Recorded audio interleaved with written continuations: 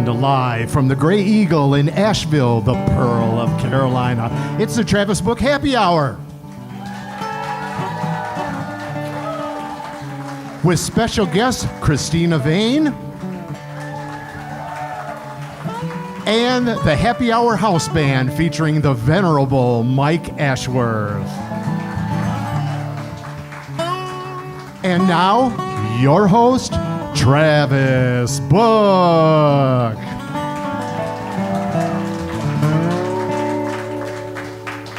Thanks, Bill. Thank you, everybody. Welcome to the Happy Hour tonight. I'm excited about the show. We were just here a couple weeks ago, packing in some summer sessions, and I hope you all are enjoying your summer, feeling good about things. Someone's waving to me from the back of the room. What's up? Thanks for coming. I was gonna play a song. But then I forgot my capo. So now I have to think of something else to do. And I don't know what it's gonna be. You know what I'll do?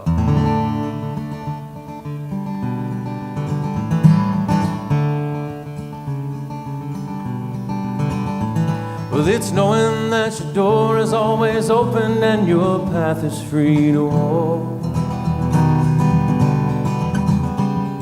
Makes me tend to leave my sleeping bag rolled up and stashed behind your couch. It's knowing I'm not shackled by forgotten words or bonds, the ink stains that have dried upon some line. Keeps you on the back road by the rivers of my memory, keeps you ever gentle on my mind. It's not clinging to the rocks and ivy planted on their columns now that binds me. Something that somebody said because they thought we fit together walking. Knowing that the world will not be cursing or forgiving. I walk along the railroad track and find that you're waving from the back road by the rivers of my memory, ever smiling, ever gentle on my mind. Though the wheat fields, clotheslines, highways, and the junkyards lie between us, some other woman crying to her mother 'cause she turned and I was gone.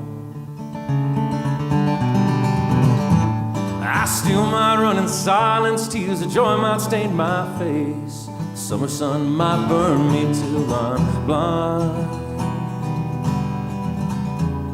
Not to where I cannot see you waving on the back road by the river, flowing gentle on my mind.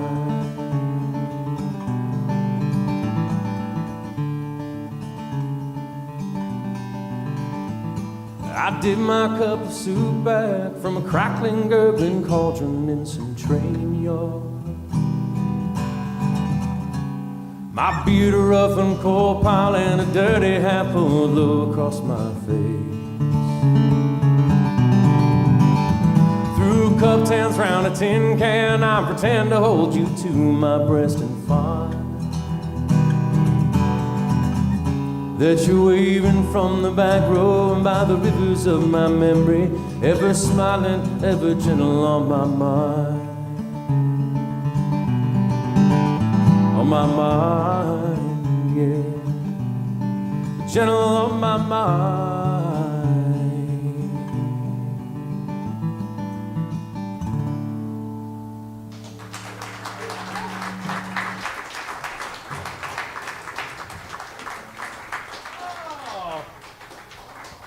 Thanks, man. Thanks, Spalding. When all else fails, just play John Hartford, right? I know you can relate, Mike. I can. You named your son Hartford, did you not? One of them. One of the many kids that I have. The most recent. The most recent The one. most recent Ashworth. He's called Hartford. Yeah, it's not bad to name your kid after storytelling Mississippi River steamboat pilot. Yeah, you can't really hold him accountable if he turns into a wild man.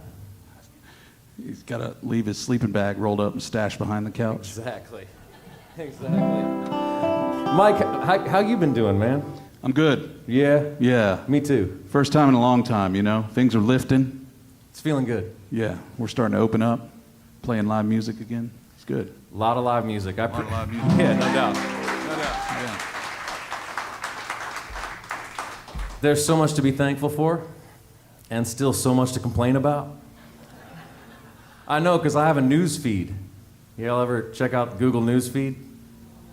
No? Don't do it. Block the news. Well, Someone said block it. yeah. Block all of it. Yeah, I'm kind of conflicted about all this. I mean, right now we're broadcasting live on Facebook, but don't even get me started about how conflicted I am about Facebook, you know? But here we are. I think your stream just went down. Thanks for tuning in on Facebook. They just canceled you. No. Zuckerberg wants in on this. He wants in on this. Zuck. So, My buddy Zuck. so I just got off of a week of touring with the String Dusters, and I was out in Colorado, and I was out in California, and Portland, and people are psyched all over. You know, it's not just here in North Carolina. People are thrilled to be getting out, and I know, you know, for most of us things are getting better. But I know it's still hard for some of you, because I had a hard time this week. In fact, I almost had a panic attack earlier today. I spent like the last 12 hours like in the midst of like a pseudo anxiety attack, and I was like, wow, this is what this feels like. Like, I know people who are dealing with this all the time. This must be absolutely insufferable. And so you have my utmost empathy, all of you who are out there dealing with anxiety. Good Lord. But you know, but it'll pass, and it'll be fine. I'm already feeling better. I don't know what your methods are, but I'm finding my methods. And one of the things I can do is I can sing about it. So this song's a reminder for myself.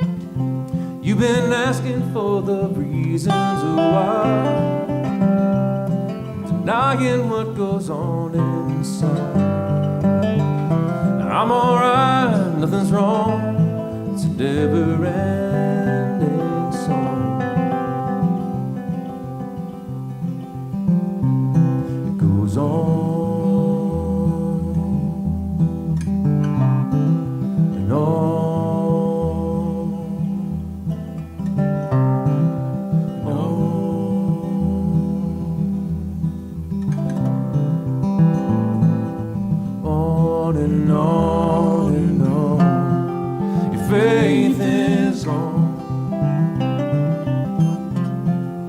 Can't find your way home. I will lead you home.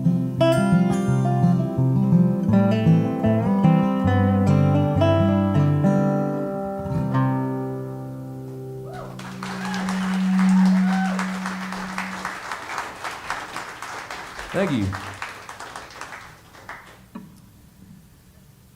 Thank you. I made that song up. We're going to take a short break for our sponsors. We have some really, really great partners, good people to help us make this show happen. We'll take a short break for our sponsors, and we will be right back with the one and only Cristina Vane here on the Travis Book Happy Hour. Thank you.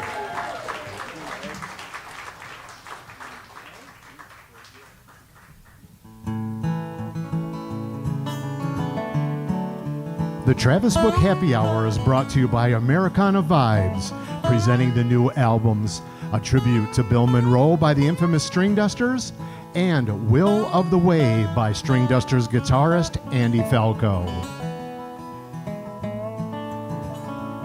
Listen to Happy Hour media partner WNCW terrestrially at 88.7 FM or stream anywhere at wncw.org.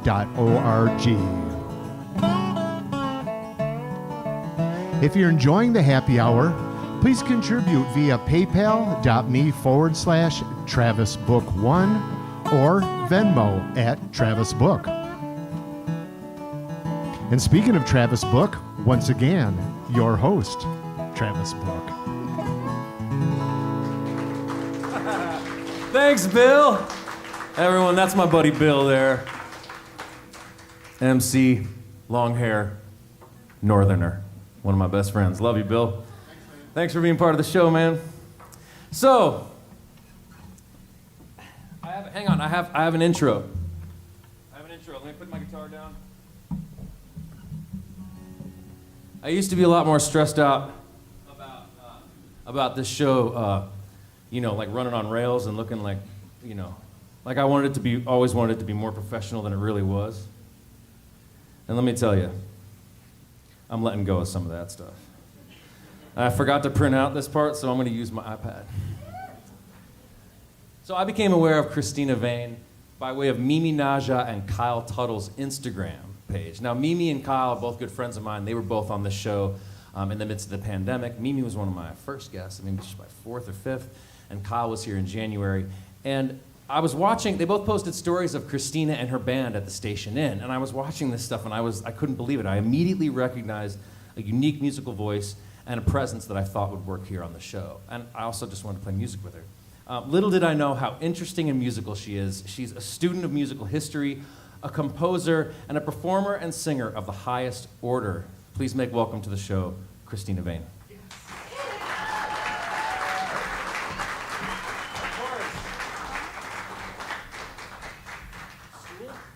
Stool time. Let's do it. All right. Okay. Cristina, how's it going?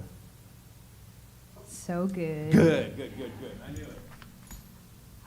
I'm having the best couple of days. You guys have shown me a very warm welcome between Brevard and Asheville. It's just like That's how we do were it. talking at the merch table. Just, is everybody here this nice? Like, does it ever get boring? Do you guys want to be mean to each other? Like, what's going on? She's like, no, everyone here's just this nice. I was like, oh, I've got to come back here more often. It's pretty sweet here. It's sort of the intersection of all the best qualities of the North and the South and the East and the West. Right here in Western North Carolina. That's right. I just made that up, but I'm going to trademark that. I'm going to remember that because it obviously worked on you all. Cristina, I'm so glad you're here. I don't want to spend too much time, with like the standard, like, the standard. The standard. The standard yeah, crap. the standard. But it's important that we get a little context. So you grew up in England, France, and Italy. Mm-hmm. And then you arrived in the States at 18. Mm-hmm. You were going to college. I was. What did you think when you got here?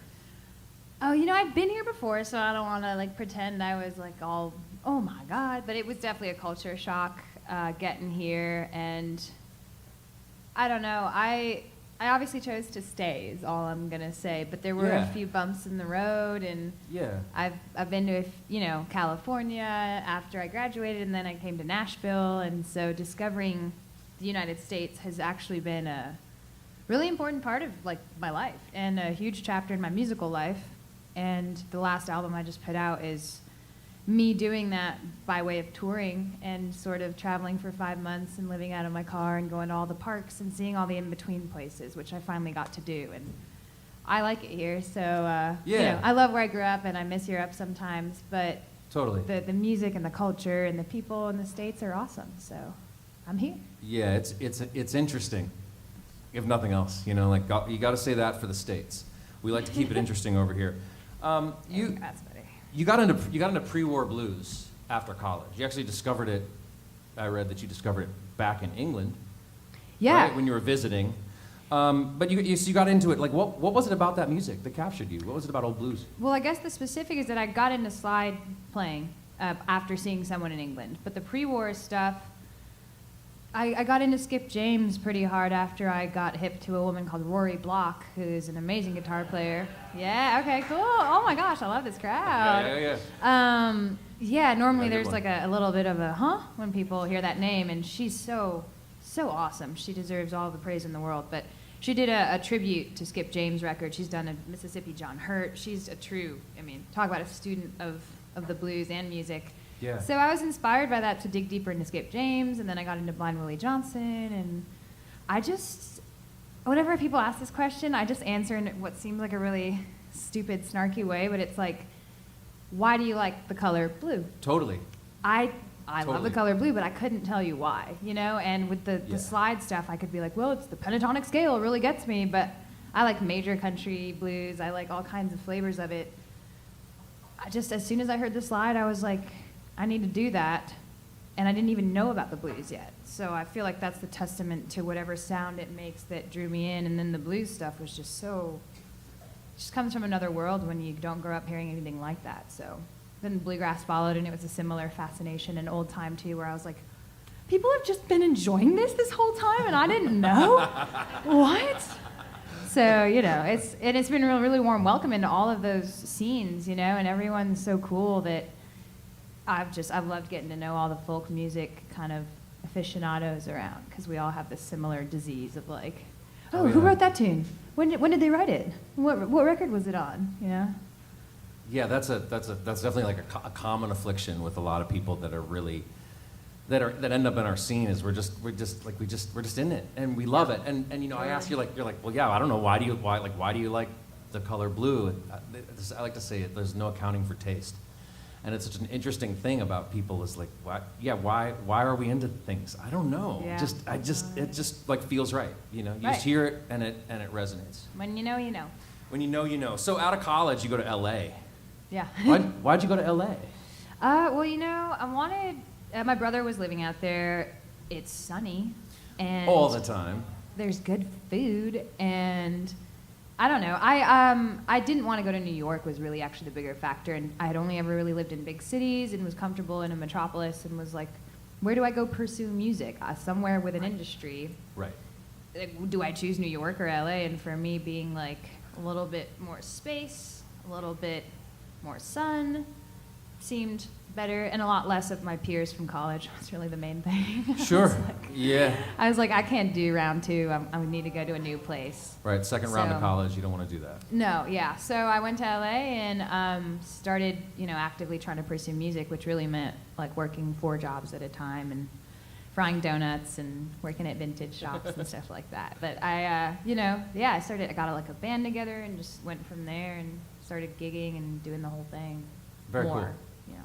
I wonder if it just dawned on me, not having any specific ties to any city or any region, not growing up here,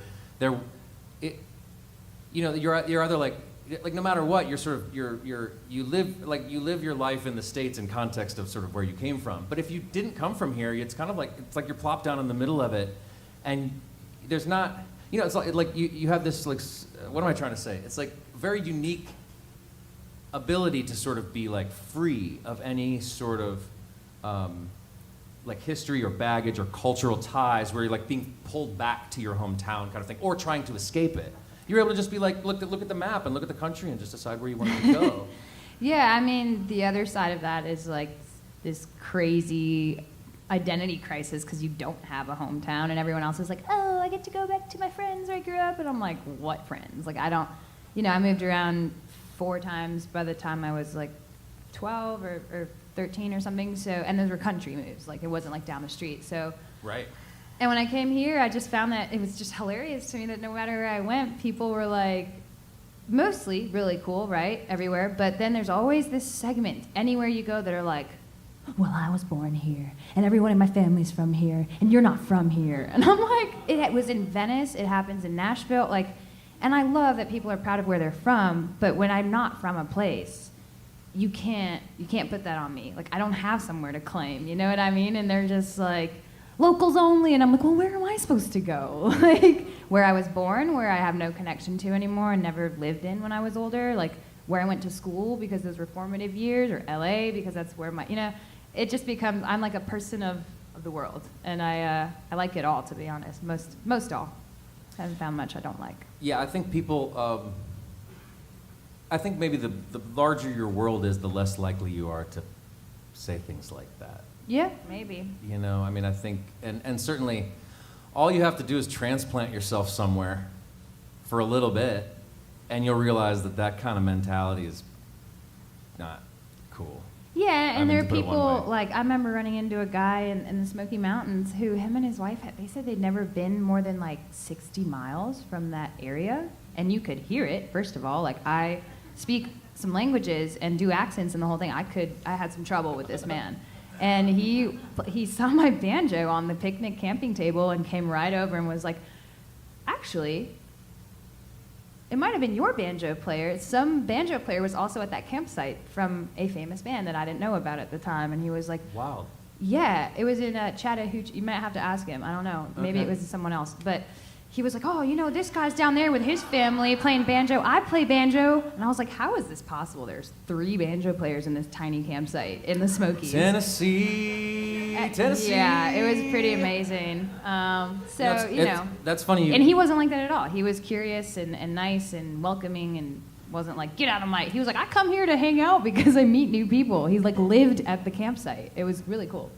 That's amazing. That makes me want to ask you about I guess I'm just going to ask you to agree with me. Isn't music an amazing vehicle for meeting people that you otherwise would have so little in common with? No. Just kidding. Right? No, it's true. Yes. Right? Well, yes. It's a little bit like you'll experience when you come back next time and drive my truck around. Like, it's amazing what kind of people are drawn to you because of the truck. Same thing. Like, you walk around with a banjo, and maybe not all kinds of people, like banjo people, but you're going to meet a lot of interesting banjo people. You know what I mean? No, absolutely. I don't think he would have maybe not come over if I was just sitting there. Well, and that's what really got me into like bluegrass and roots and folk music, and also what really kind of attracted me to the South was that I could share space with people that I didn't necessarily have a lot in common with, and it was really interesting. Yeah. It was like way cooler than hanging out with just like a bunch of other like middle-aged white guys from Colorado, which I've done tons of and I will do tons of. I was just wondering if agree with me, of course. Well, yeah, no, I mean, definitely, of course. Yeah. Half the people I'm surrounded with, I mean, especially because I'm not from here, the greats, most of them are rooted in the tradition, which necessarily means they're from here, and that's already a really different starting point from me. And I love my bluegrass friends, my old time friends. We don't mind, you know what I mean? I know exactly what you mean. It's a beautiful world when you're playing a tune. So you needed to shake LA, so you got on the road for like 5 months, traveled by yourself. That must have been interesting. Mm-hmm. Yeah, you're going to learn a lot about the country. Yeah. Solo with a banjo on your back, slide guitar in your trunk, cruising around the country. Yeah, and a tent. I was in a tent the whole time. It was really cool. Yeah, what did you find? Was there anything here interesting out there? in Asheville, I found Rosetta's Kitchen, and that's I didn't know any. Like, I played my little show, and I was just like in the parking lot, and just like hanging out. And I went and got delicious food, and I was like, I love Asheville. I haven't talked to a single person besides the show people, and I'm like loving it here. The vibe was already just so good. And then I got hooked up with these awesome musicians that put me up in a house with them, and I don't know, it was just great, man. And yeah, the whole tour was like that, and seeing them, like the Midwest was particularly interesting as someone who has never been there, had a concept of that culture and the Scandinavian descent and all that stuff is crazy. So different from Montana and all these things that I had never gotten to see. So it fully changed my life, actually. Not to be melodramatic, but That's awesome. And I mean, the reason I'm asking you about it, like it sort of seems so obvious. Like, yes, people all over this country are different, right? But I think for those of us who are living here, unless you're like really beating the bushes, meeting new people in different areas all the time, or unless you're someone who is coming in with like this unique perspective of not being in and amongst it with your preconceptions about what Texans are like or whatever, you have this just, again, like an amazing opportunity. they drive fast. Yeah, totally. Texans drive fast. In large cars. You have this opportunity to really like meet everybody on their own terms and to see how genuinely different we all are. It blows my mind sometimes that we are able to maintain a united state of America because the needs and the desires and the ideals of the people in different parts of this country are really different.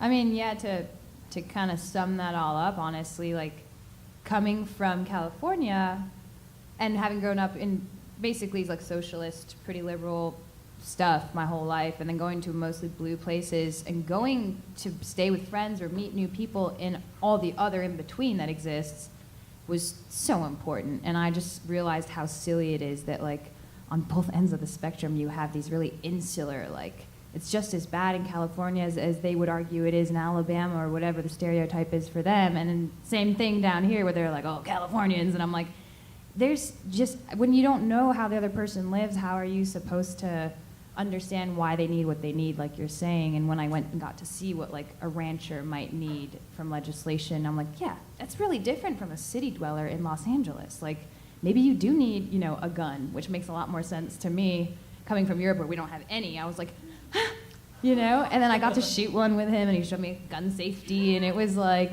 okay, like, I'm here and this is how it works here, and there's a middle ground where it's, you can understand. You don't have to agree. I don't have to have an opinion about it, but like either way, at least I got to see why it's important to that person and why they believe that, and not just argue about it on some forum that like is fake, essentially. So Amen. Traveling is good. Travel is good, yeah. We'll play a song about that. Yeah, so just a couple more questions and then we'll get to playing some music. During that time, you kind of you started to get into some bluegrass and old time and country music, and then also, you were talking about this, like you got into the South, and and now you live in Nashville. Yeah. And you're a homeowner. You're in. You're like a Southerner. I want to be there. Yeah, I want to purposefully be there. And when I first came to Nashville, it was almost like, hey, if it's too different from what I know or not my vibe, I might just have to stick it out to. I looked at it like going to college. Like you don't really choose where your campus is. I mean, you can, but if you want to go somewhere, you go because it's offering you certain things. And I'm so glad I did. What a magical, not only musical scene, but like I love Tennessee now. I was telling, I think you or the radio people, when I was driving out of Tennessee to come here, I remembered how differently I felt 3 years ago when I would look at that landscape and be like, it's so wet, buggy here, it's so hot, and the chiggers, and oh my God, so negative. And then this last time I was like, Tennessee's so beautiful. I'm so lucky to live here. And I look at the rolling hills and the fog, and I just, it's an adjustment of attitude, I guess, more than anything. But I think the riches I've gained from this place deserve my respect back to it, so whatever I can do to like show that, I try to, because it's spawned everything I care about in music, pretty much, most of it. Amazing. Yeah. Well, will you honor the music and play us? Yeah, play us a little banjo? Now I have to play some banjo. Yeah, now you gotta play some banjo. That's Cristina Vane, everybody.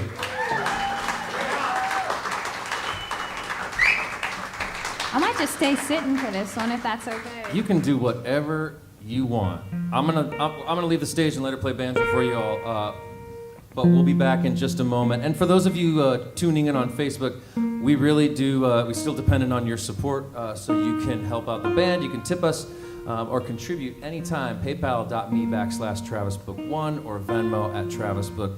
Every little bit helps. We so appreciate it. Once again, Cristina Vane. Thanks, Travis. Thanks, you guys. Thanks for being here. So, this song is one I wrote. It's on the record I've got here tonight. It's called Prayer for the Blind, and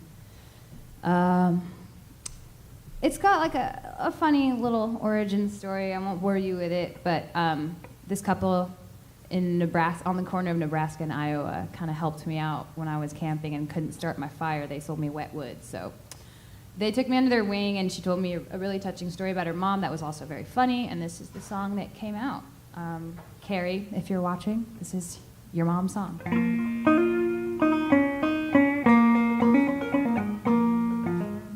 Pray for your mothers, all that they do. The blind lead the blind, and that is how I'll follow you. Time passes on old wounds as if they were brand new, made in your image, with all the bad parts too. Old mom, wooden legs, but you know that she can dance. I know they'll wring her neck if they catch her here again. Over in Omaha, the sky sits on the ground. Stories of blindness whispered across the plain. Pray for your mothers, all that they do. Blind lead the blind, and that is how I'll follow you. Time passes on old wounds as if they were brand new, made in your image, with all the bad parts too. The heat broke, the rain came, and everything was still. Stories of blindness that scatter on the hill. Mothers, forgive them, they know not what they do. Daughters, in turn, we will always follow you.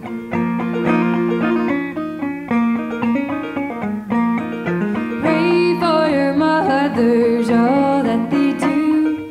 Blind lead the blind, and that is how I'll follow you. Time passes on old wounds as if they were brand new, made in your image, all the bad parts too. Pray for your mothers, all that they do. Blind lead the blind, and that is how I will follow you. Time passes on old wounds as if they were brand new, made in your image, all the bad parts too. Made in your image, with all the bad parts too.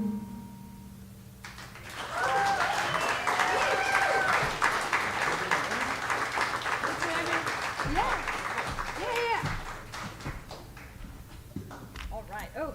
That's awesome. We're going to talk about that song in a little bit. Can I give you a hand? Do you need my guitar for this one? What are we doing? Sure. Yeah. All right. Thank you. Oh yeah, I guess I could have done that. Well, we talked briefly about traveling, briefly, and this song is very much about that, very on the nose. It's called Traveling Blues, and I wrote it at the very beginning of that tour we were talking about. Ooh. Is it too low? Blink 182 style. It's great. Thank you. Mind if I capo this bad boy? No problem. Cool. You have one? Or do you need this one? I mean, it's awesome. You're on it. Well, I was intoxicated by the travel life and all the things and people I was learning from and meeting. So.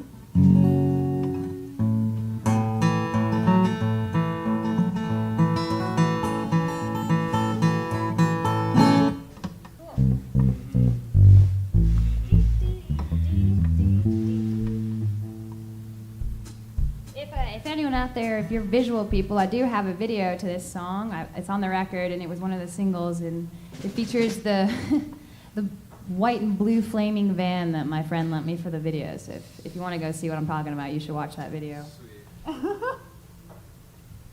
Why do I like blue? I don't know. Yeah, why do you?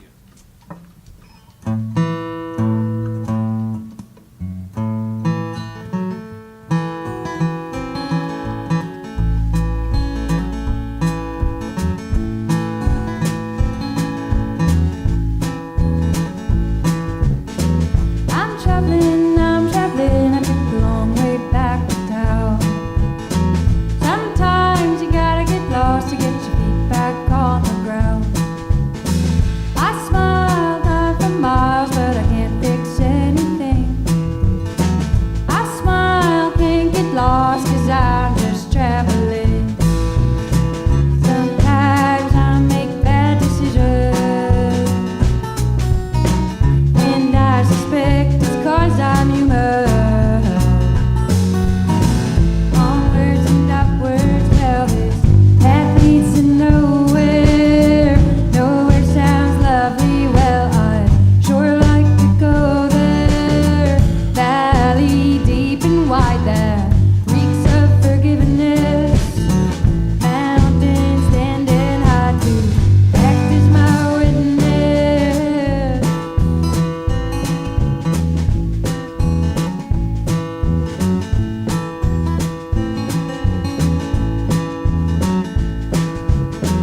I'm walking, and it's a sweet and lonesome road. I'm thinking it might be nice to share my load. I really tried, I did the best that I could do. And even when I die, well, I will still remember you. Sometimes I make bad decisions, and I suspect it's 'cause I'm human. Onwards and upwards, well, this path leads to nowhere. Nowhere sounds lovely, well, I'd sure like to go there. Valley deep and wide that reeks of forgiveness. Mountains standing high to act as my witness. Onwards and upwards, well, this path leads to nowhere. Nowhere sounds lovely, well, I'd sure like to go there. Valley deep and wide that reeks of forgiveness. Mountains standing high to act as my witness.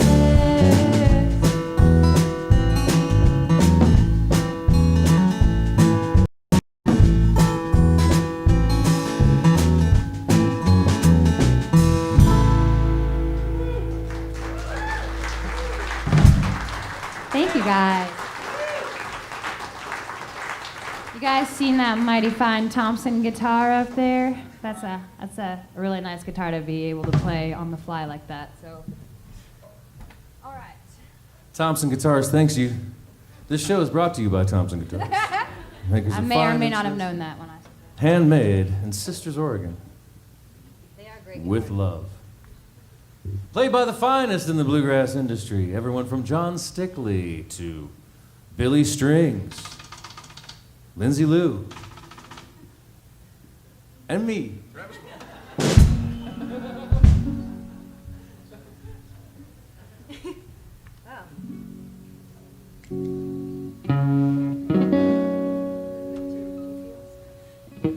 Did you guys check out that baller hat we got on here on Matt? Can we get a round of applause for my merch? Yay!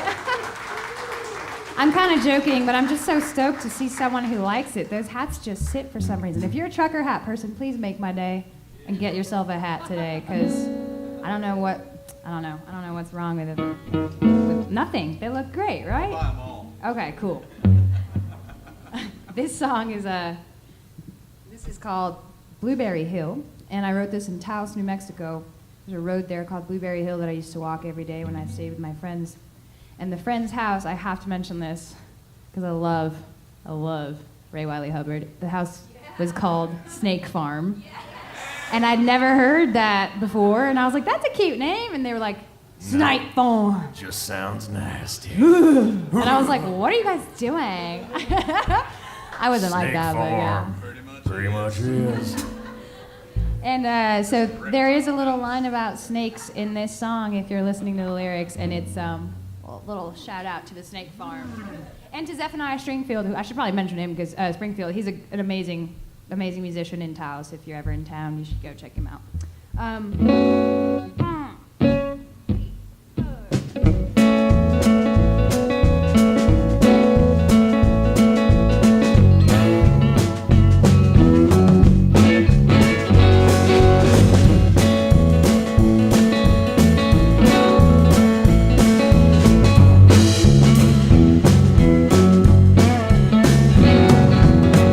Oh,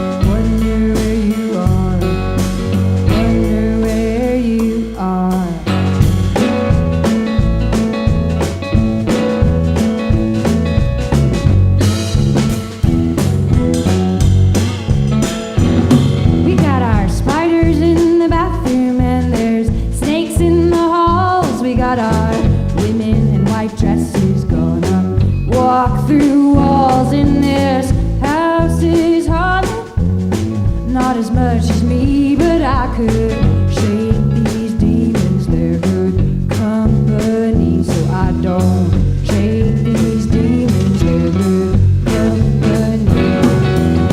At Blueberry Hill, Blueberry Hill, high on that mountain, and you're with me still. We've come so far, we've come so far, high on that mountain. Wonder where you are, wonder where you are.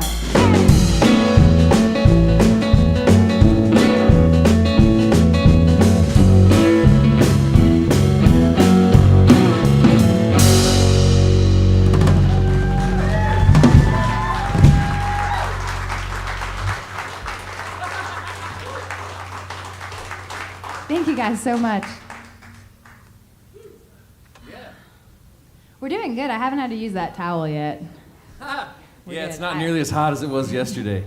But the venue's closed. You know, it's not like an open air venue like last night, so it's nice and cool. Last night was fun until that fan pointed the other way, and suddenly it was like being in Asheville, right? It's a rainforest here, isn't it? It is, yeah. Well, Brevard certainly is. Well, It is, in fact, they call it the isothermal zone. Would you like to learn a little more about the isothermal zone? now it makes so I'll much take that sense. as a no, so let's proceed. I mean, I went to the Isothermal Community College today, so You were at the Isothermal Community College, which is where WNCW, one of our supporters, world's greatest radio station, bar none. They are located down at the far end of the isothermal zone. The isothermal zone is a nice band that runs from just upriver from us in Brevard. Okay, so anyway, this song is called. I'm totally joking. No, you're good. That was exactly right. I mean, I will say that the Don't back off of that. That was the host perfect. Joe was like, "You look like shiny and just so put together," and I was like, "No, that's sweat. It's I'm really sweating. It's really humid here." I put my makeup on in the car before the show, so You're shimmering. You're absolutely I was glowing. like, "That's very generous. Thank you." You're like, I'll no, take it's it. 1,000% humidity. I'm sweating. You got. I'm you really see it? greasy and just kind of like look like that all the time. This song is a really common theme in gospel and old blues and bluegrass. I just like to say it a little different. It's basically, I can't wait till I die, so I won't be stressed out anymore. And this is my version of that. It's called Heaven Bound Station. Otherwise, that theme has been treated by songs like Going Home to Live in Green Pastures.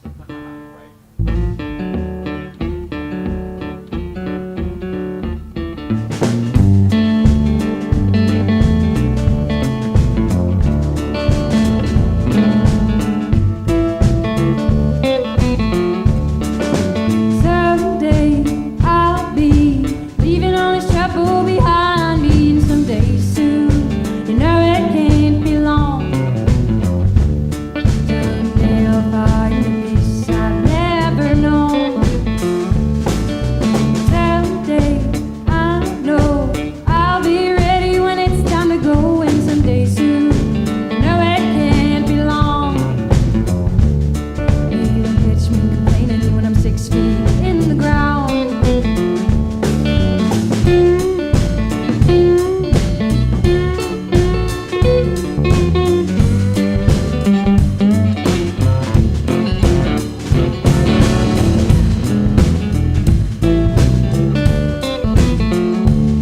And when my time comes, meet me at the Heaven Bound Station. I'm gonna get me a ticket to a place of drinking song like the Great Eagle, and find me a word so you can sing along. Won't you make my bed up? Make sure when I go that I'm dressed up. I'm going to a house behind 2 pearly gates. But here I ain't going nowhere, so I know I can't be late.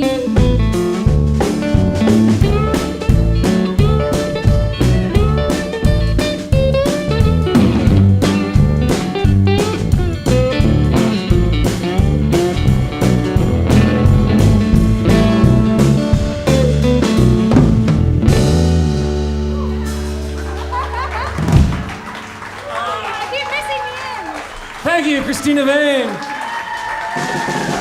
We'll be back after a short break and this word from our sponsor. Actually, a word from Bill on behalf of our sponsor.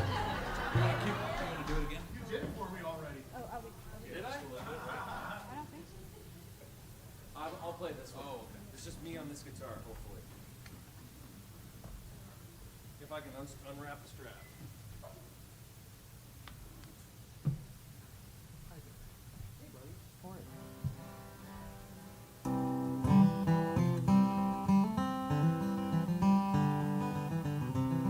Good choice. As noted earlier, the Travis Book Happy Hour is supported by Thompson Guitars, makers of fine instruments handmade with love in Sisters, Oregon. The crew at Thompson carries on Preston's legacy with handcrafted guitars, enjoyed by some of the finest players on the scene, including our Travis Book. More at pktguitars.com. And the Happy Hour is proud to work with Canned Aid, a nationally recognized nonprofit that rallies volunteers from all walks of life to build thriving communities. Through their unique integrated approach, they distribute water, provide opportunities for underserved youth to experience music, arts, and the outdoors, and protect and restore the environment. You can view this and every Happy Hour episode anytime at thetravisbookhappyhour.com. And the Happy Hour returns August 11th with none other than Jeff Sipe. And now, back to the show. Thank you, Bill. Ain't nobody like Bill. And Cristina, I'm so glad you're here. It's so much fun playing music with you. I'm so glad to be here. And there's like this big part of me that's really sad that like in about an hour we're going to be done. I know. And I don't know when we're going to get to play together again. I know. I'm not going to dwell on that though. No, right? We've talked about living in the moment. It's hard to do, but when good things are happening, you don't know if they're going to happen again. So you just got to let them be good, I guess. Yeah. Yeah, just let them be good. So that first tune you played, Prayer for the Blind. Yes. You and I were chatting about this a little bit this morning, and you were telling me a little bit about where it came from. Will you tell me again about that? Yeah. In front of other people? Yeah. Well, I kind of alluded to it a little bit already. This couple, I was camping, and they saw that I was, like, alone, and they were like, oh, what are you doing down here by yourself? We have a daughter your age. And I was like, oh, well, I'm traveling by myself. And yeah, she told me the story as we got into the evening about her mother who suffers from dementia. And I didn't know that because when she was telling the story, she was laughing so hard she had tears in her eyes. And it was about how her mother accuses her husband of going out dancing with a peg-legged woman, which is not true, obviously. That's the dementia talking. But, you know, it was this really interesting moment where you had to watch someone sort of not laugh to keep from crying, but almost, right? Because that's a heavy thing, I'm sure, to watch a parent go through. And I just got to thinking about all that stuff and mothers in general and how important they can be and how, you know, some of us are really fortunate to have, like, really great mothers, but they're also limited people in their own way, and they had mothers of their own with flaws. So it turned into this sort of really crazy, deep thing from an anecdotal thing that I was like, when I first heard it, I was like, 2 peg legs. They go dancing. I need to write a song about this. And I asked permission, and she said yeah, so I wrote the song. It ended up not being about the peg legs, though. Well, it's in there. Old ma, wooden legs, but you know that she can dance. Right. I know they'll wring her neck if they catch her here again, because that's what her mother would say. I'm going to wring her neck. And I was like, that's a great story. I mean, I can see why she was laughing, you know. That's great. And when I listened to that song, the chorus, will you tell me what the lyrics are on the chorus again? Pray for your mothers, all that they do. The blind lead the blind. That is how I'll follow you. Time passes on old wounds as if they were brand new. Made in your image with all the bad things. Parts too. Yeah, that third line, time passes on all wounds as if they were brand new. Old ones. Old ones. Yeah, that's right. That's crucial difference. That's an important part of it. It's this thing that I'm sort of fascinated with that I think could maybe help us. Maybe sort of help us with the compassion that we're lacking. in regards to a lot of these social issues is the idea that, you know, and it could help us when we're trying to sort of understand how things like, how these sort of semi-controversial things like critical race theory or the feminist movement, how these things, you know, the Me Too, which we don't hear as much about now, but like a year and a half ago was a really big thing. I wonder if like the idea of generational suffering, and generational suffering, for those of you who don't know, is the idea that we carry these things on much, much longer than we realize. Like there's this study, they did a study on mice where they would like shock them when they went to the certain part of this room. And they took the mice out, bred them for 10 generations, and they took the 10th generation and put them back in the same maze, and the 10th generation was still scared to go in that part of the maze, right? Which makes us wonder, like, what happened to my great-great-great-great-grandfather that I'm still, how much of that is residual, and how much of that stuff is passed down? We all like to think that we're all coming at this clean and pure from our own thing, but the older we get, the more we realize we're like our parents, much to our amusement, maybe, or horror. Yeah, your mom's right there. Watch your mouth. Yeah, I'm fine with being like my parents, but were you thinking about that at all? Is that of any interest to you? Well, yeah. I mean, it's very interesting, but I will say that I was thinking more, because it's the same concept but a little different, is how you inherit the limitations and some of the bad behavior from the people you love too, right? Because we're all, if we become parents, which I'm not, but like all the things that I'm trying to better in myself, I'm sure will come out when that kid's being a little you-know-what or something, right? Like, so those moments, because even just having a cat, I see things in myself where I'm like, you can't control this cat. This cat is its own person, you know? And I'm like, oh my God, if I ever had a kid, it would just be like, no harm can come to this thing. And I just feel like, some people have better role models than others, but either way, even the best ones, I'm sure, have moments where they are short with someone or they have a bad coping mechanism or something that they might have inherited from their own parents. So it is generational, but it's not generational trauma in the same way, right. Which I know is real. I mean, yeah, that's a real thing. But yeah, it's more like we're all doing our best, and motherhood specifically is such a heavy and important thing. Fatherhood too, but like, that interesting, it's just fascinating to me, and I'm very close with my mom, and hearing Carrie talk about hers, it was just, it was a whole study of, and I think, the world's a violent place, but it's especially historically violent for women, and people of color, unfortunately, and like, and being a woman, I think about that, what did my grandmother and her grandmother and all those people endure in times before we were maybe fully seen as equals, and that's not to get too heavy or anything, but that's about my song. Perfect. Why do you? I get, maybe this is part of the same conversation. Why do you make music? Mm-hmm. And what is your mission? Like, what is the point for you? Well, that is a really great question, and that's a hard one to answer. I had a really, really basic decision-making process when I decided to pursue music professionally. I was like, I have a college degree, I could probably do other things, but I've always played music, and it makes me feel really good.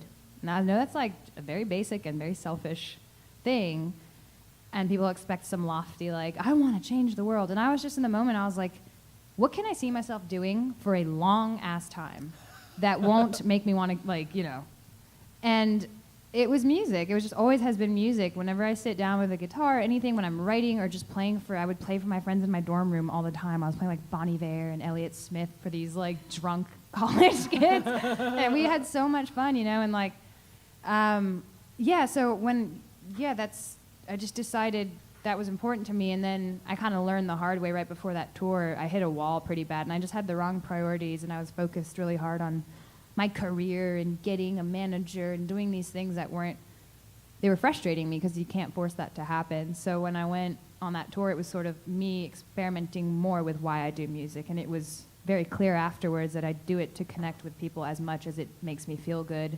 It feels way better actually whether it's 5 people in a cafe or like an awesome room like you guys, it's just really an amazing feeling to like share these things that are important to you and have someone tell you that it's been important to them in a different way, that it's helped them through something, and I had a lot of this kind of messages when I, on social media, which has been a big part of my journey, actually, shared that I was like defeated. I was like, I don't know what I'm doing, and all these people were so nice, these strangers, and I'm a nobody, you know, and they took the time to be like, my dad loved your song, and he passed away, and we played it at like the funeral. I was like, oh my God, music is important to people, and what we do is important, and there will always be a place for it, whether it's DJs or digital or not. So I feel like that's just the calling, and that's where it ends, because otherwise it gets confusing. It's just, I don't know, all the other stuff starts to be like ego and psychology. It's just like, it just feels like my heart is full when I'm here. That's the answer right there. That's the best answer I think I've had to that question. I'm the best at It just everything. feels like my heart is full when I'm here. That's great. Thank you. Yeah. I hope your hearts are full too. When you arrived at my place the other day, we hadn't really met. We talked on the phone a little bit, and it took us about, we were like 5 minutes at the table, and we were already diving into the deep end, talking about this sort of True. these matters of being and these existential questions. Do you spend a lot of time contemplating your place in all of it? I was just thinking to myself today, I was like, I think the takeaway for Travis this weekend is like, that girl needs a therapist. She talks to me way too much. We had a nice therapy session last night, actually. I thought it went well. But do you totally weird. It's just funny talking about meditation. No, I'm a very forward and open book kind of person. So it just, when someone's a willing and participant in that conversation, and it's good conversation, it's just going to happen. But I was thinking also about how immediately we started singing some of the Tony Rice and Skaggs tune, and it was like the same feeling. I was like, my heart is full. Music is so cool. Yeah. You know, we're like harmonies, and two people that never meet can speak this language briefly together, you know, with nothing in common, which is super cool. So.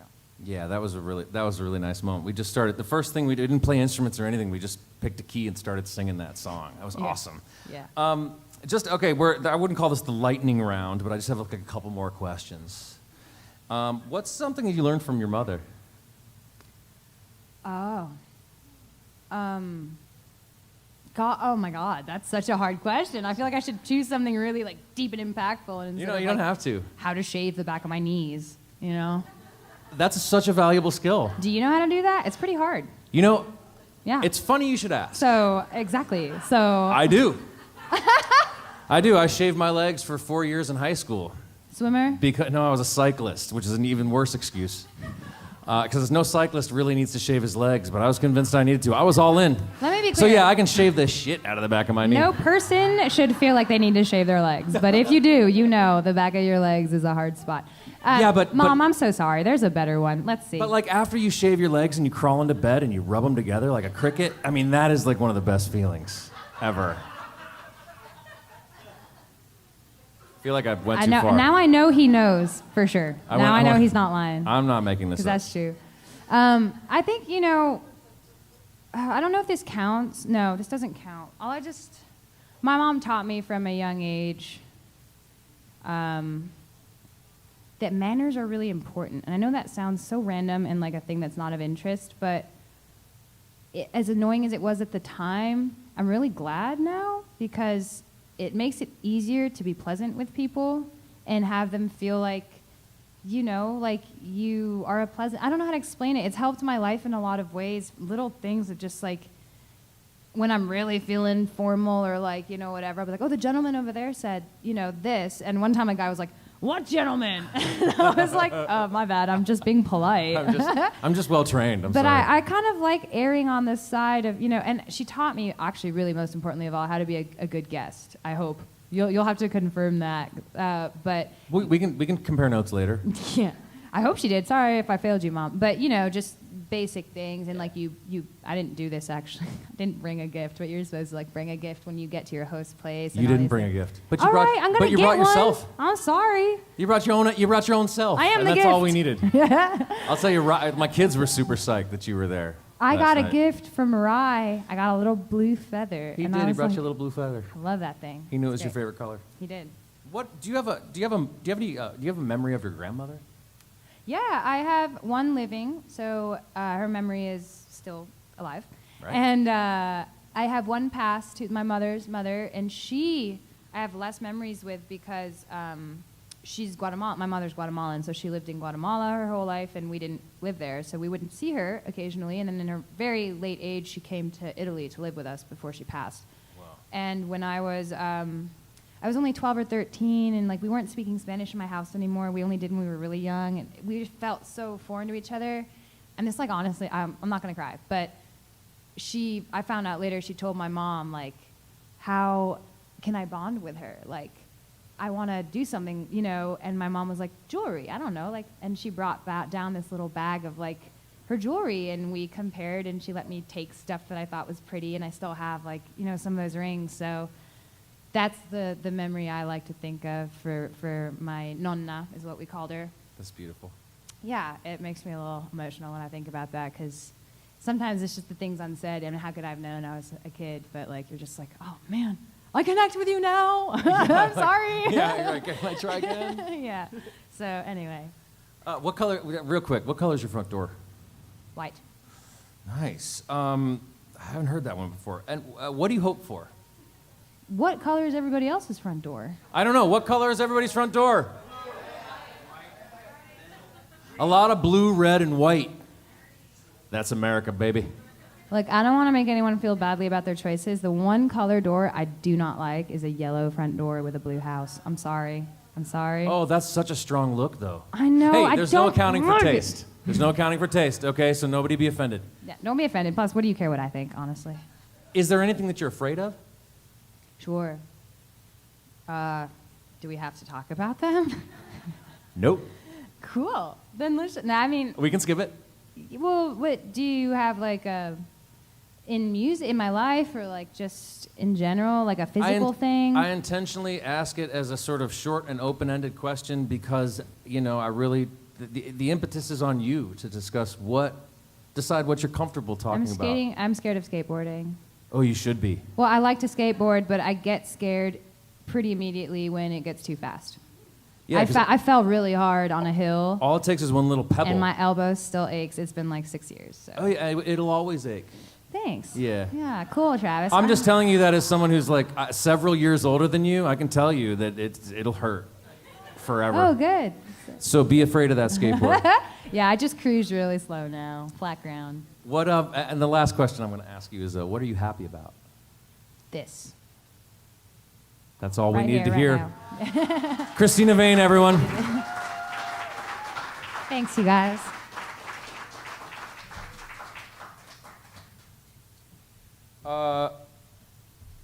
Let's play music. Yeah. Is it time for music? It is time for music.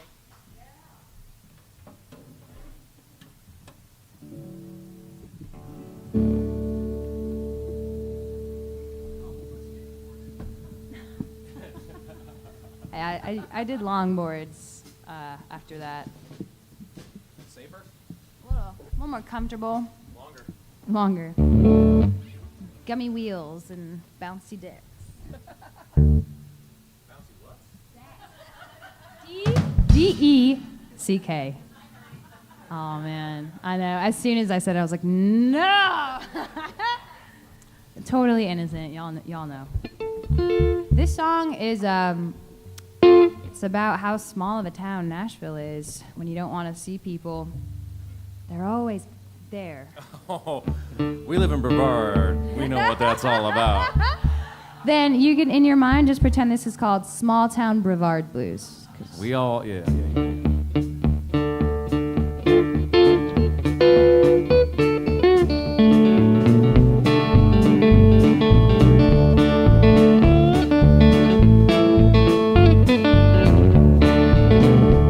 Had so much to say, I don't want to talk no more. You and your problems, leave them at the door. If I lose, let me lose. And I'm tired of all this worry, I want to shake these blues. I'm tired of complications, getting tired of you. If I lose, let me lose. If I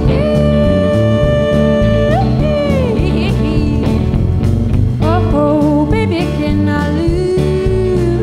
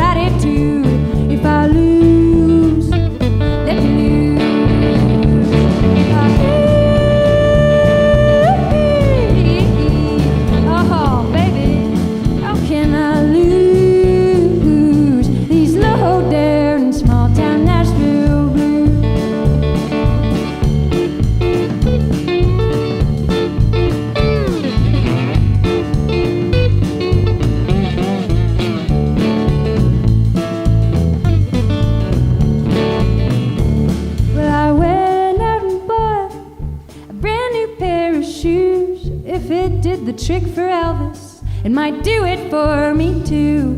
If I lose, let me lose.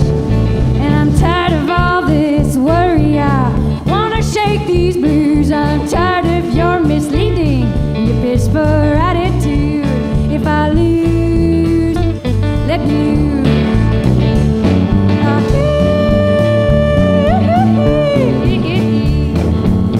Oh, baby, can I lose these low down small town Nashville? One more. These low down small town Nashville.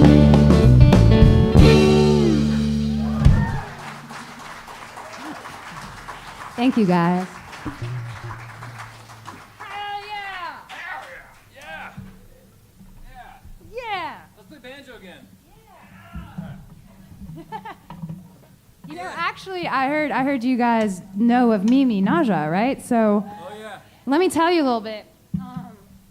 When I was here playing Static Age Records by myself, I didn't know anyone in town, and I was playing the show, and there weren't very many people there. You know, it was like a Tuesday or something, but they were kind enough to have me.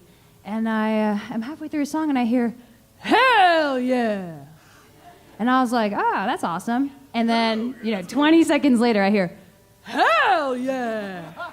10 seconds later, "Hell yeah!" And I was like, "Who is this?" And I met Mimi that night. She was just there, like, screaming "hell yeah" in this tiny room with like 5 people. It was the best vibe ever. And she still lived in Nashville at the time. And then she moved to Nashville. Yeah, she used to be one of ours, but now you got her over there. Well, I met her at that John Stickley Trio and Andy Thorne gig. And I was like, "Mimi?" She was like, "Hell yeah!" And so, she's a true joy, and what an excellent musician. And I just have very fond memories of that. That's awesome.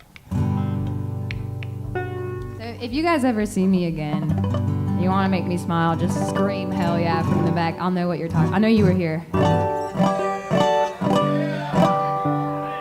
In fact, if you guys want to see me again, I will be playing at the Salvage Station on Saturday. If you guys want to come out and have a good time with Town Mountain, Living in for Town Mountain. they're super awesome too.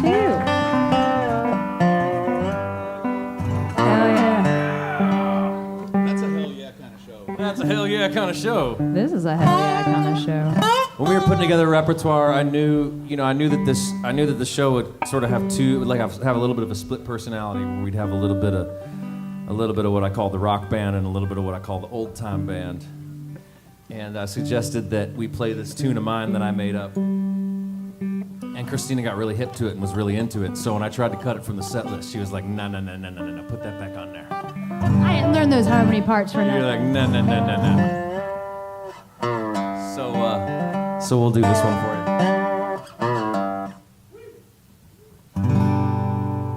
It's kind of like hell yeah.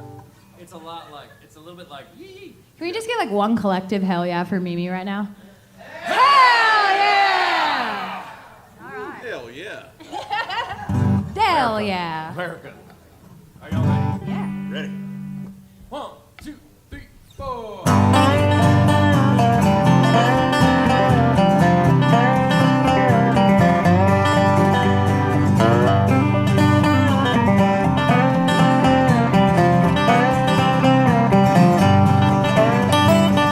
Why we worry, tell me, why we cry and tell me, can we live together without pain?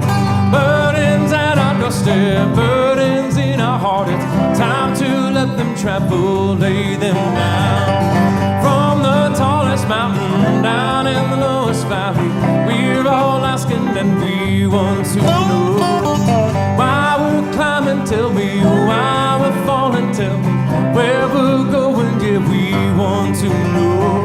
Rise, sunrise.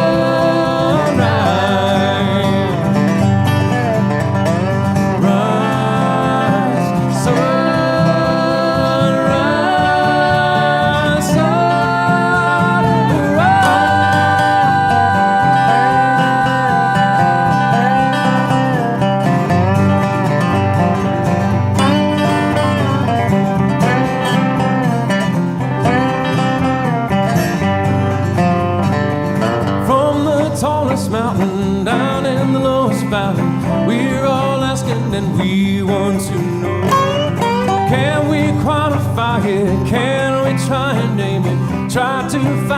while we hold it close. Rise, sunrise.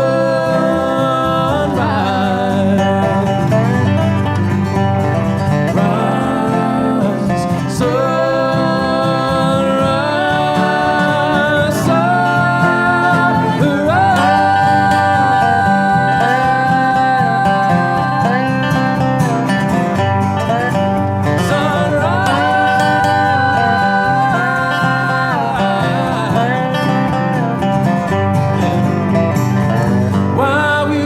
tell me why we cry, tell me, can we live together without pain? Burdens at our doorstep, burdens in our heart, it's time to let them travel, lay them down. Why worry, tell me, why we cry, tell me, can we live together without pain? Burdens at our doorstep, burdens in our heart, it's time to let them travel, lay them down.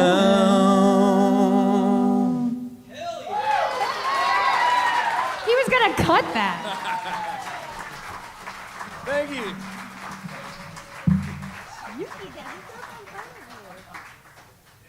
F or G?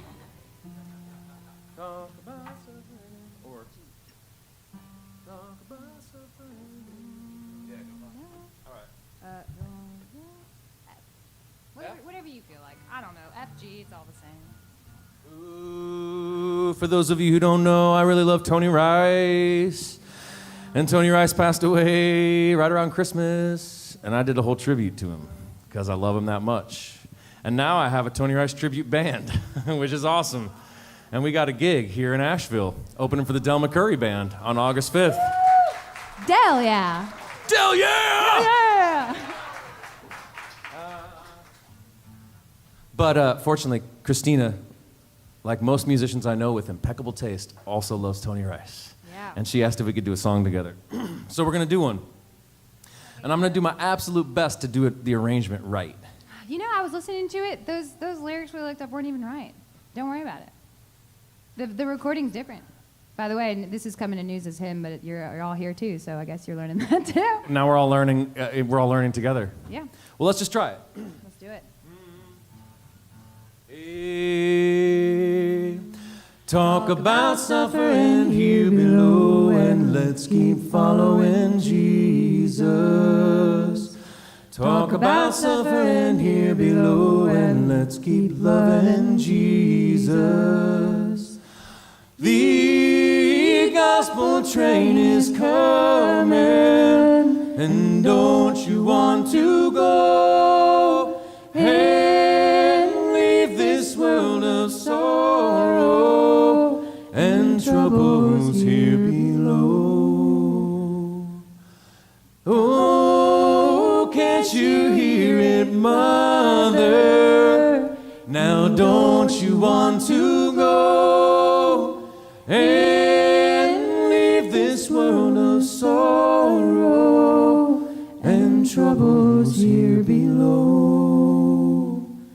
Talk about suffering here below, and let's keep following Jesus. Talk about suffering here below, and let's keep loving Jesus. Oh, can't you hear it, Father? And don't you want to go and leave this world of sorrow and troubles here below? The gospel train is coming. Now don't you want to go and leave this world of sorrow and troubles here below?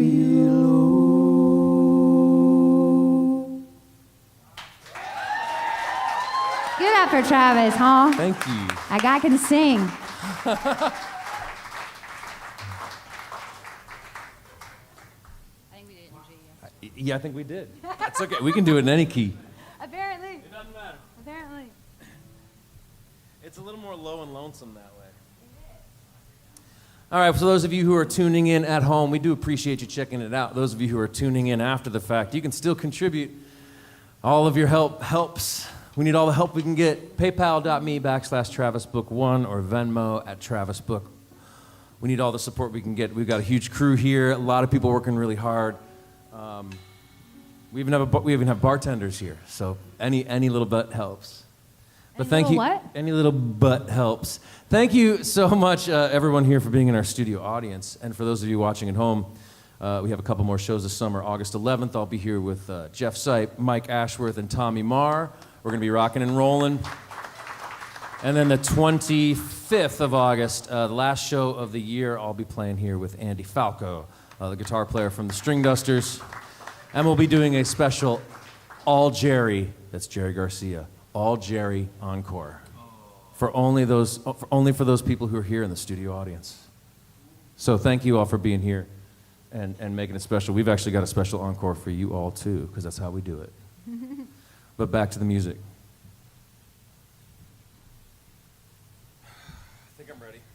Well, I did talk about, I think, maybe I mentioned the Dakotas by name in my little ramble there about my travels, but if I didn't, now's the time, because this song is called Badlands, and if you've ever been to the Badlands, you know just how magical they are. And yeah, I had the great joy of being able to go out to the Dakotas and stay with a friend for the last three summers or so, and every time I hit the southern Badlands, and last time I got to go to the northern ones, and it was my first attempt of writing a song about a place. It's a really hard thing to do without sounding cliche, and I hope you guys don't think it's cliche. But this is how it goes.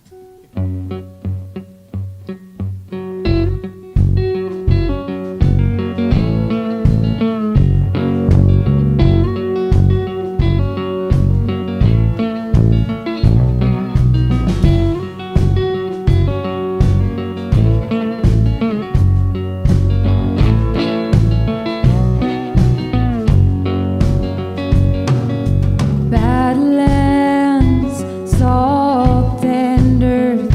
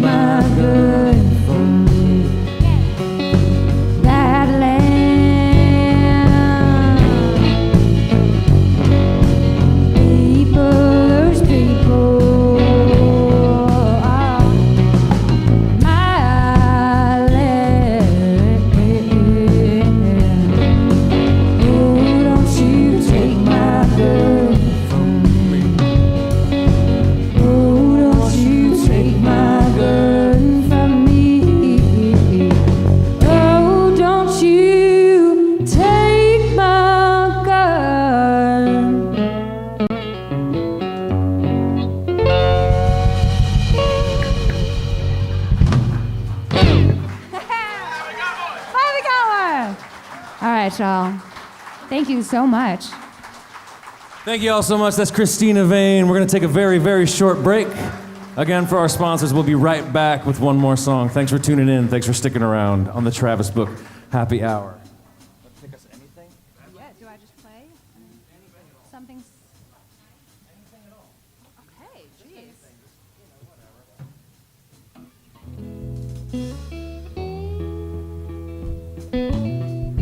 T-shirts sporting the Happy Hour motto, "It's okay to be happy." Available now at the TravisBookHappyHour.com. The Travis Book Happy Hour is written, produced by Travis Book. Sound engineers Andy Eubanks. Video produced by John Zara and I am AVL. The voice you're hearing belongs to Bill Cabillas. The Happy Hour is made possible through the generous support of viewers and listeners like you. You can contribute anytime at paypal.me/TravisBook1 or Venmo Travis Book. I'm just going to let you all play. The Happy Hour welcomes Jeff Sipe August 11th and Andy Falco on August 25th. And now, back to the show. I was really into that. I'm sorry. That was great. Thanks, Your Bill. voice fit perfectly on it. Can we jam to your emceeing like all the time? Yeah. You want to just join us on shows? I need an Yeah, MC person. Sure. You want to go on tour? I need a well-spoken voice to just. Bill the Beat Poet. It's the new jam. The new voice of jam Bill. band. Bill the Beat Poet. Bill Yeah. Kerouac. Well, we got one more for you here. Thanks again, everyone, for tuning in. Thanks so much for being here. Big thanks to the Gray Eagle and I Am AVL and everyone who worked so hard on the show. Andy Eubanks and John Zara working, and man, thanks for being here. Well, like, guys, hell yeah. But thanks to Travis for getting musicians together and doing this amazing thing in a time when it's really hard to do. And there's, motivation is lacking in the fact that you are bringing people together and doing this thing. I'm, super, super happy to be here. I'm sure everyone on the show has been. So thanks, you guys, but also don't forget to thank yourself. Thank you. I appreciate that. And right now, the Season 1 podcast is available. You can listen to the podcast versions of all of Season 1 right now, anywhere podcasts are available, if you're that type. So, anything else I need to sell? No. Kick it off. My merch. No, I'm just kidding.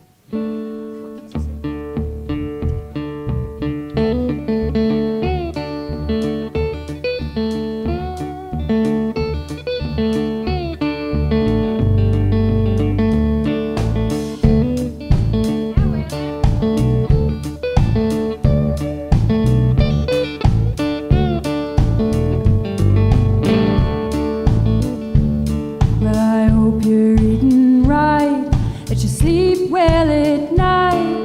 Forget those mistakes you made before. And it's been a long, long while, but I'd love to meet you now, somewhere upon God's golden shore. Sometimes I lose, sometimes I win. I'm gonna make myself me again. I'm giving up on giving in. I'm gonna make myself me again.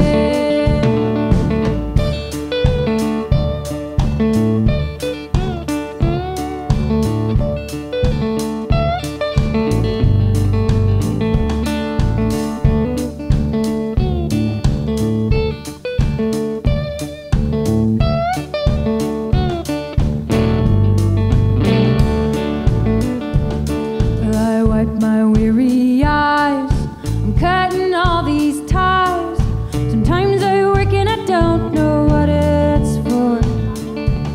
Gonna get some brand new wings, a pretty bird that sings. 'Cause sometimes I'm too tired to sing at all. Sometimes I lose, sometimes I win.